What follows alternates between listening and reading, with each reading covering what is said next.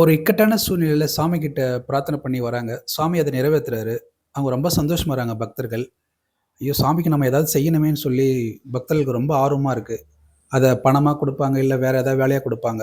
அந்த மாரி சாமிக்கு ஏதாவது செய்யணும்னு வர பக்தர்களுக்கு என்ன செய்யணும்? அவங்களுக்கு தெரியல. அது உங்களுடைய வழிகாட்டி என்ன அங்கயா? சுவாமிகிட்ட வேண்டுதலோட வர்ற பக்தர்கள், அந்த வேண்டுதல் நிறைவேறுச்சுன்னா, அவங்க அடைஞ்ச மகிழ்ச்சிக்கு அளவே இருக்காது. அவங்க வரும்போது, திருப்பி சாமி பார்க்க வரும்போது, முகம் மலர்ந்து வந்து சாமிய நமஸ்காரம் பண்ணி, கொஞ்சம் ஒரு கொஞ்சம் புஷ்பங்கள் மட்டும் வாங்கி அவருடைய பாதத்தில வச்சு நமஸ்காரம் பண்ணாவே, சாமிக்கு அவ்வளோ சந்தோஷமாயிடும். இவங்க சாமிக்கு எதுவும் கொடுக்க வேண்டியதில்ல. ஆனா, சாமி அவங்களுக்கு நெறைய பிரசாதம் குடுப்பாரு அப்ப. அந்த பிரசாதம் வந்து பழங்களாவும் இருக்கும். அவங்களுக்கு மாலைய கூட தாம் கழுத்தில போட்டிருந்த மாலைய கூட கழட்டி போடுவார். ஏன்னா, சாமி சொல்றது, இந்த பிச்சைக்கார்ட்ட வர்றாங்க, ஏதோ கேட்குறாங்க. இந்த பிச்சைக்காரன் அப்பாட்ட கேட்குறார். அவங்களுக்கு வேண்டியது கிடைச்சு போது. அதுக்கப்புறம் இந்த பிச்சைக்காரங்கிட்ட பார்க்கறதே வர்றதில்ல. அப்படி சில பக்தர்கள் இருந்தாங்க. அந்த காரியம் நடந்ததுக்கப்புறமும், திருப்பி வந்து இந்த காரியம் நடந்துருச்சுன்னு சொல்றது கூட பக்தர்கள் வர்றதில்ல. அப்படி வராத பக்தர்கள பத்தி சாமி வந்து கொஞ்சம் கோவப்படுவாங்க அப்ப.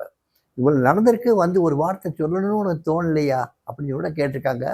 ஆனா, அப்படி கேட்கப்பட்டவன் திருப்பி வரவே மாட்டான். அவனுக்கு அவன் காரியம் முடிஞ்சோனே போயிடுவான். மறுபடியும் என்னைக்காவது அந்த கஷ்டம் வரும்போது மட்டும் தான் வருவாப்புல. அப்ப சுவாமி ஞாபகப்படுத்துவார், "கடைசியா நீ எப்போ வந்தேன்னு?" கேட்பார். ஸோ, ஏதாவது செய்யணும்னு ஆசைப்படுறாங்கன்னா, சாமி நினைக்கிறது இதான். "சாமி, உங்களுடைய அருள்னால இந்த காரியம் நிறைவேறிச்சு சாமி." அப்படின்னு சொல்லி சாமி கால்ல பணிஞ்சு எழுந்துட்டாங்கன்னாவே, சாமிக்கு நிறைவாயிடுவார். சாமி மனசுல இடம் பிடிச்சிருவாங்க. அதுக்கப்புறம் பார்த்தீங்கன்னா, அவங்களுடைய தேவைகள்லாம் குறைஞ்சு போயிடும். அவங்க எப்பயுமே சாமிய நினைக்கிறதுனால, சாமிக்கே எப்படி தேவைகள் இல்லையோ, அதே மாரி இவங்களுக்கும் தேவைகளே இல்லாத ஒரு நிலை வந்துரும். அவங்களுக்கு வேண்டியதெல்லாம் தன்னாலேயே நடக்கும். சாமியுடைய நெருங்க, நெருங்க, நெருங்க, நெருங்க அவங்களுக்கு தேவைகளோ, ஆசைகளோ, எந்த விதமான ஒரு ஒரு பற்றுகளோ அவங்களுக்கு வரவே வராது. எப்பயுமே மகிழ்ச்சியாவே இருப்பாங்க.